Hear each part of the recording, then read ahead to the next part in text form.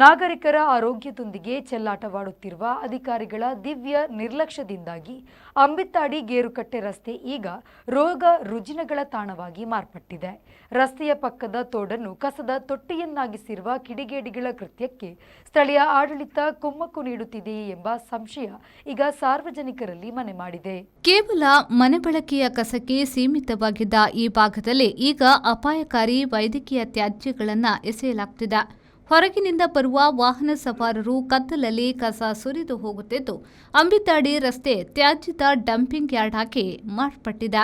ಇಷ್ಟೆಲ್ಲ ನಡೆಯುತ್ತಿದ್ರೂ ಪಂಚಾಯತ್ ಆಡಳಿತ ಕುರುಡಾಗಿ ಕುಳಿತಿರುವುದು ಸ್ಥಳೀಯರ ಆಕ್ರೋಶಕ್ಕೆ ಕಾರಣವಾಗಿದೆ.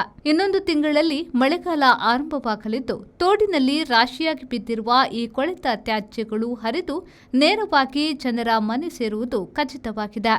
ಅಷ್ಟೇ ಅಲ್ಲದೆ ಈ ಕಲುಷಿತ ನೀರು ಸಮೀಪದ ಸಾರ್ವಜನಿಕ ಬಾವಿಗೆ ಸೇರುತ್ತಿರುವುದು ಇಡೀ ಗ್ರಾಮಕ್ಕೆ ಸಾಂಕ್ರಾಮಿಕ ರೋಗದ ಭೀತಿ ಹುಟ್ಟಿಸಿದೆ. ಬಾವಿಯ ನೀರು ವಿಷವಾದ ಮೇಲೆ ಅಧಿಕಾರಿಗಳು ಎಚ್ಚರಗೊಳ್ಳುತ್ತಾರೆಯೇ ಎಂದು ಗ್ರಾಮಸ್ಥರು ಪ್ರಶ್ನಿಸುತ್ತಿದ್ದಾರೆ.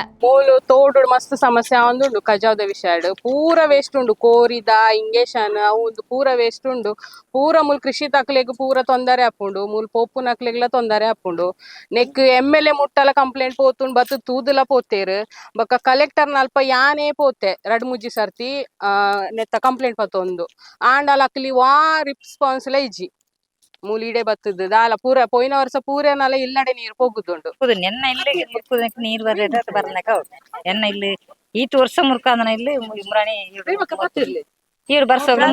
ಈ ಗಂಭೀರ ಸಮಸ್ಯೆಯ ಬಗ್ಗೆ ಈಗಾಗಲೇ ಜಿಲ್ಲಾಧಿಕಾರಿಗಳಿಗೆ ಹಾಗೂ ಪಂಚಾಯತ್ ಅಧಿಕಾರಿಗಳಿಗೆ ಲಿಖಿತ ಮನವಿಯನ್ನ ಸಲ್ಲಿಸಿ ಸಾಕಾಗಿದೆ. ಆದರೆ ಅಧಿಕಾರಿಗಳು ಮಾತ್ರ ಎಸಿ ರೂಮಿನಲ್ಲಿ ಕುಳಿತು ತಮಾಷೆ ನೋಡುತ್ತಿದ್ದಾರೆ ಎಂಬುದು ಜನರ ಆರೋಪ.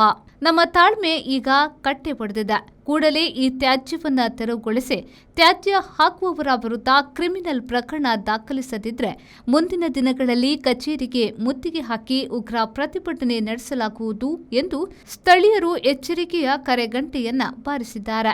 ಸಂಬಂಧಪಟ್ಟ ಇಲಾಖೆಯವರು ತಕ್ಷಣವೇ ಕಾರ್ಯಪ್ರವೃತ್ತರಾಗದಿದ್ರೆ ಈ ಭಾಗದ ಜನರ ಆರೋಗ್ಯ ಹದಗೆಡುವುದರಲ್ಲಿ ಸಂಶಯವಿಲ್ಲ. ಆಡಳಿತ ಯಂತ್ರ ಈಗಲಾದರೂ ನಿದ್ದೆಯಿಂದ ಎಚ್ಚೆತ್ತುಕೊಳ್ಳುವುದೇ ಎಂದು ಕಾದು ನೋಡಬೇಕಾಗಿದೆ. ರೆಹಮಾನ್ ಉದ್ಯಾವರ, ವಿ4 ನ್ಯೂಸ್, ಮಂಜೇಶ್ವರ.